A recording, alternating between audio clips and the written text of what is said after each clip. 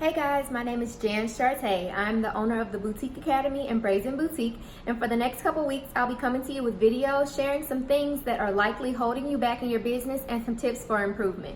So in today's video, we're going to be talking about one thing that I know a lot of my boutique owner friends and my business owner friends in general are struggling with, and that is that you are operating off of impulse rather than planning. So I'm sure you've heard the saying, a failure to plan is a plan to fail. It is 100% true, not only in life, but especially in business. So when you fail to plan, you are kind of setting yourself up for failure. So to my boutique owner friends, due to your lack of planning, you're probably running into a few different roadblocks. You possibly have packs of clothing that you have been unable to push out the door. You have been running promotions, probably with really steep discounts, and still unable to sell your merchandise. Your Instagram account seems to be stagnant. It's not growing. You're not increasing in followers. There's no engagement whatsoever.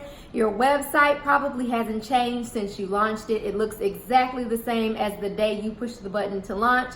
Your prices are kind of either all over the place, or you don't know how to change your prices. You are stuck in the pricing that you originally set your merchandise at, and you have not changed them since you launched. And that's just a few things that you're likely struggling with due to your lack of planning. So now let's talk about a few things that you can do to improve and make some changes in your business. All right, so first let's talk about your merchandise. You need to have a merchandise plan. There needs to be a plan in place in regards to how much money you're spending, what you're buying, and when you're buying it. I know a lot of my boutique owner friends are just buying things randomly because they like it or because they think they need it, not based on the fact that they actually need merchandise or that their customers would actually want to buy it, things of that nature. So a lot of people are impulsively buying. You know how we go to the mall, we see some cute shirt that we like and we buy it knowing that we don't really actually need it because we have 100 other white shirts in our closet? Yeah, we're doing the exact same things with our boutiques. So you need to create buying plans. I would start first with creating a budget for your business. So whether you are shopping on a monthly basis or a quarterly basis, I would recommend that you have a budget, a set number that you are spending every month or either every quarter, and stick to it. Do not go over it. It is okay for you to go under it, but stick to the budget that you have set for your business. And then after you've set a budget, then you need to set very strict buying plans. So what are you going to buy? How many tops, how many bottoms, how many dresses, how many jumpsuits, whatever it is that you buy for your boutique, how many of it are you going to buy? How many styles, how many packs of that style? You need to break it down to the smallest number. Also, you need to buy things that your business actually needs and that your customers will actually resonate with. We have got to get out of the habit of buying things just because we think it's cute or that we think it's gonna do well in our boutiques. No, we need to get to a point to where we know our customers so well that the merchandise almost sells itself. So we'll talk about marketing in another video, but there's a saying in marketing that you want your you want your items, you want to know your customers so well that the merchandise almost sells itself. So we'll talk a bit more about that in marketing, but first and foremost, I want you guys to set buying plans, set a budget, determine what you're going to buy, how much of it you're going to buy, when you're going to put it on your site. All of these things need to be predetermined. So next, I want to talk about creating promotions and markdown strategies. So a lot of people I see, if you guys don't know, I'm a consultant to boutique owners. So all of my followers and all of the people on my timeline are boutique owners, almost all of them. So I get to see all of your promotions that you're running when you're launching new merchandise. I see it all. And one of the things that I see frequently is that people are running promotions that either one, don't make sense, or two, are hurting their bottom line. So when I say it's hurting your bottom line, I mean that you're not aware of your profit margins. You're not aware of your numbers at all. You're running promotions without thinking of how this promotion is going to affect your profit at the end of the day. So I see a lot of people running random 60% off, 70% off, 50% off, whatever you choose. But then I go back and look at the merchandise that they're discounting, and based on the price that they bought it at, sometimes I know because I know what vendor they got it from most times. So looking at that number versus the markdown number that they've chosen, I know that they're either making very little profit or no profit at all. So you need to set predetermined markdown dates let's start promotion dates. So start with promotional dates, so dates that you are going to run a promotion. Then decide what that promotion is going to be, 25% off, 35% off, 40% off, whatever that promotion is going to be. Then you need to look at your numbers. How much money would you be profiting if you were to sell that merchandise at that particular promotion?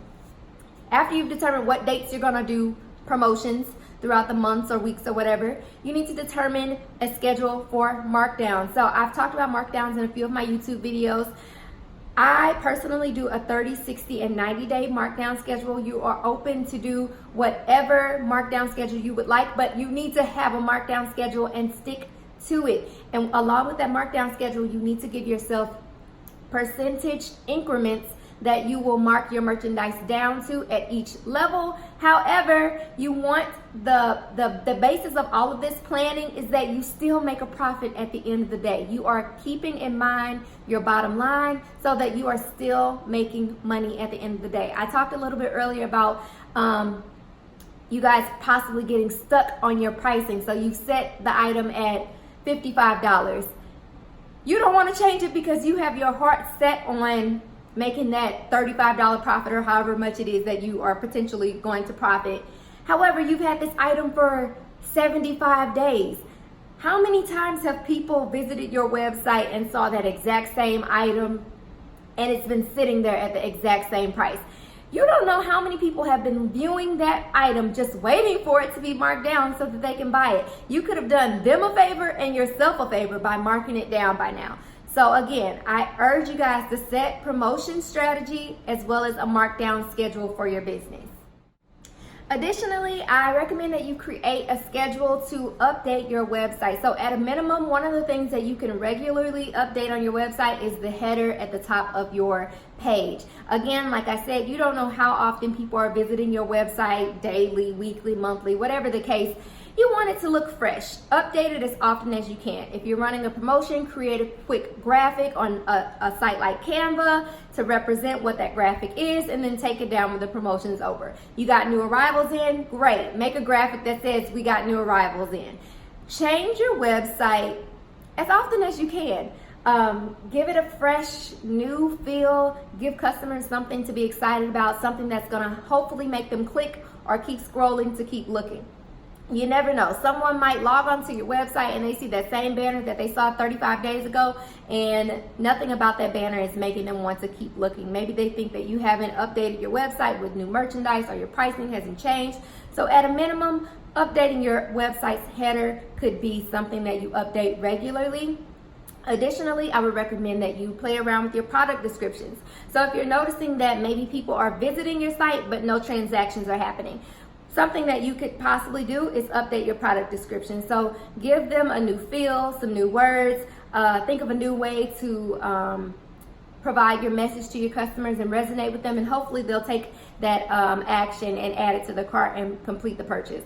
Another thing that you can do is update your photos. So if there are items that you've been sitting on for a while and you're hoping that you can push them, or you have an inkling that you can push them in the next season, take some photos over again to reflect the current season, restyle them, layer with another piece, restyle it with some other piece that you have in your inventory currently, and update those photos. Okay, and last but not leastly, I would recommend that you create a strategy for your Instagram. So there are a lot of Instagram accounts that I follow and that I see on a daily basis, and I don't know what's going on. There's a 17 graphics in a row, and then there's one product picture, and then there's a quote, and then there's a couple of product pictures, and all the colors are all over the place. Your bio doesn't make sense. It tells me absolutely nothing about you. So let's start there. Your bio. Your bio needs to tell me something about you. Your bio needs to tell me something that makes you special, something that will hopefully resonate with me and make me want to continue to scroll. Now let's move down to your actual posts. Those first 9 posts, so when a person logs onto your profile, they are likely seeing your first 9 posts. There's a grid of 3, 3, and 3, 9 posts. Those first 9 posts need to be immaculate. There needs to be something within those 9 posts. Well, not something. Everything within those 9 posts needs to be great, and I should be able to get a good feel for what type of merchandise that you're selling. So if your last 9 posts are graphics, including words and quotes and things like that, you've lost me already. You really haven't given me a reason to keep scrolling. So those first 9 posts need to be reflective of the type of styles that you sell, the mission of your business, product features, customer photos, customer testimonials, something that's going to make me want to either click the link in your bio to visit your website or keep scrolling so that I can see what else you buy. You also need to use hashtags. So I know a lot of people are saying, you don't need to use very many, or, there's a threshold of 11 is like typical or what's just necessary. Instagram lets you use 30 hashtags. If you're new to business, I recommend that you use all 30 of them until you get to a place where you no longer need to use 30 hashtags. But the thing about using these hashtags is, yes, you will increase your reach and your impressions by using more hashtags, but it won't matter if you're not using hashtags that are relevant to your business and relevant to your target audience. So you need to take some time to research hashtags that your potential customers or people that you think might be your potential customers, the hashtags that they are using, that they're likely searching. Take some time to research hashtags, play around with them over time until you've come to a point where you have a set list of hashtags that you feel are relevant to your business or that generally work for you. All right, guys, so that's it for this first video. I hope you enjoyed it. I hope you learned something. Hope you took something away from it. If there's another topic that you would like me to address in a future video, please let me know. I'll be looking out for you guys' comments. And thank you guys for tuning in, and I'll see you next time.